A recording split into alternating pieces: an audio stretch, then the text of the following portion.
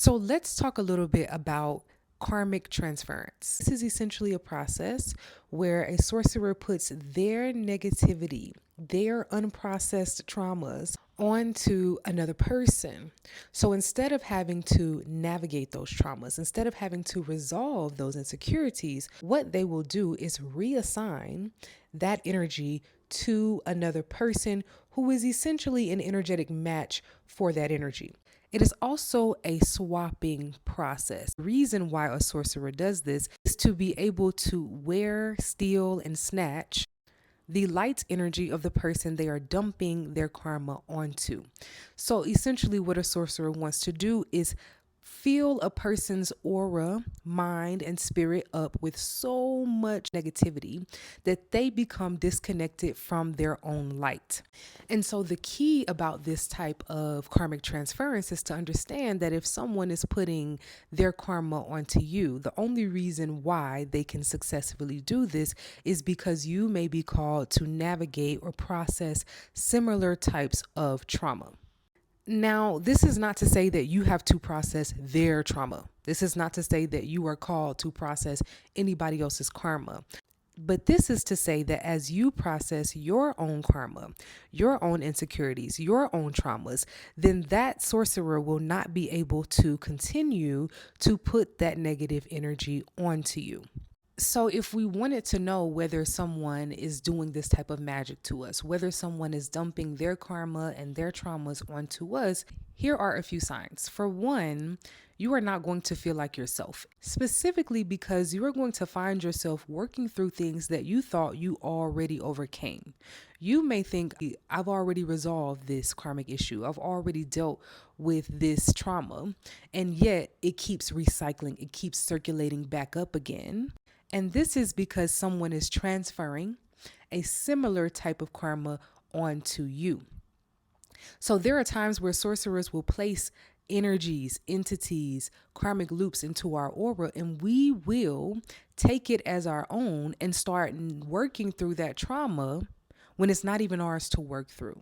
So when you find yourself in really dark energy and you know that you are going through spiritual warfare, most of the time that energy is not yours. And so we have to be in the business of denouncing. We have to be in the business of rebuking particular types of energy. So one of the main signs that I see as indicating karmic or negative energy transference is that a person will begin to experience extreme levels of insecurity, like paralyzing insecurity and anxiety around things that they know that they are good at. So this may also look like imposter syndrome, where you know that you are good at something, you know that you are meant to do something, but you don't feel empowered enough to do that thing. You don't feel like you are capable or qualified enough to do whatever your soul calling is or whatever your destiny is. And this is one of the main signs that I see of karmic transference, because what we know about sorcerers 100% is that they are people who avoid personal responsibility and personal accountability. So they do not want to do any soul work. They don't want to do any soul healing. They don't want to grow or evolve whatsoever. This is why they're always trying to cheat and take shortcuts using magic.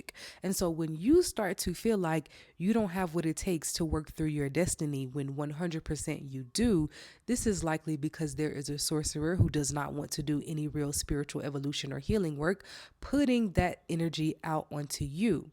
And in exchange is stealing your spiritual power. So we already know that sorcerers like to siphon energy, but I don't think we've talked yet on this channel specifically about why they siphon the energy.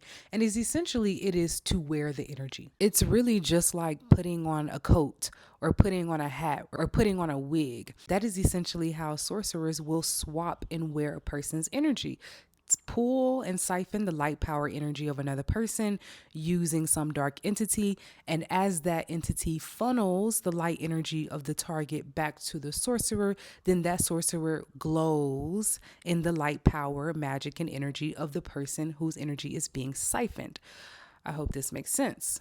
So when we are thinking about how to deal with this type of magic, for one, as I said, it's going to require us to deal with any traumas that may make us an energetic match to this type of energy.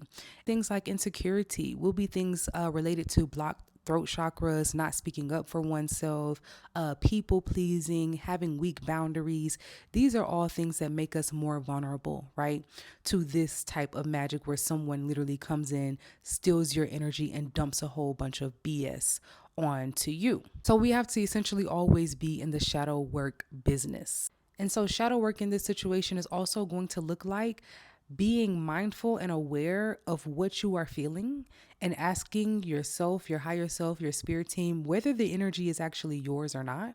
And if it is not, what you may need to do to release that energy. A lot of the things that we think we have to work through, we actually just need to surrender them to God and to a higher power, right?